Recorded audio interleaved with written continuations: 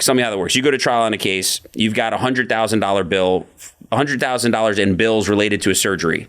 It's a neck surgery. Top of the line surgeon does the work. How does that work under this new law? Well, let's just take an example. All right, let's just say Joe Smith is in a car accident, has bad injuries, ultimately gets to a doctor that he thinks is the best surgeon, one he trusts, and decides that that's the doctor that is going to take care of me. And let's say the doctor's total bills are $100,000. All right, under the current law, when the case goes to trial, we can tell the jury about all the treatment, about the doctor's qualifications, and they'll hear that the total medical bills were $100,000. Mm-hmm. Under this House Bill 837, the jury will never hear that the total bills were $100,000. They're going to hear some far lower amount, depending on whether Joe had health insurance or not. Okay. Depending on whether the doctor treated the patient under what's called a letter of protection. And a letter of protection goes by a number of different names, but it's basically just a promise to pay later. Mm-hmm. Is really all it is. And it's something that a lot of people use in all kinds of scenarios in everyday life. Mm-hmm. It's kind of an IOU. So let me back up and unwind it just a second. Every client that comes to me that's been in a horrible accident and suffered injuries, the first thing they say generally is, I want the best doctors because I want to get better. Mm-hmm. They never come in saying, hey, Eric, get my medical bills as high as you can make them. They never come in saying, hey, I am so happy I was in this bad wreck and have all these horrible injuries because now you're going to help me get rich. Mm-hmm. Never.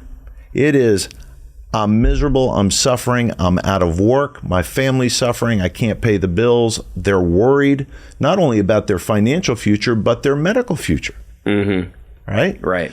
And so when anybody is hurt, I think we all want this for ourselves and our families, you want the absolute best care, regardless of cost. All right, so the bill, you're right, it is the absolute opposite of free market. Mm-hmm. But let me take another example. So in Joe's situation, Joe gets hurt, Joe goes get medical treatment, and let's say Joe does not have health insurance. And Joe's not a rich man at all. And because of his injuries, he's now out of work. So as his lawyer, he comes to me, he says, Mr. Romano, I need treatment, but I don't have any money. And my doctor's telling me I need surgery. How do I pay for it? I tell Joe, well, look, you can reach an agreement with your doctor. This doctor will provide you all the treatment you need with your promise that you will pay him later on when your case is done.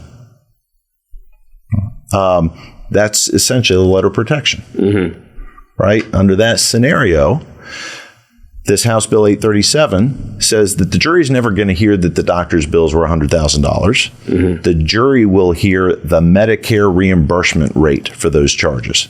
And on $100,000 in bills, the Medicare reimbursement rate might be $12,000. Right? So the jury's going to hear that the total cost of his medical care was $12,000. Let's say the jury awards that at the end of trial. Now, here's what happened. Joe has his $12,000 to cover his medical bills, but Joe owes his doctor $100,000.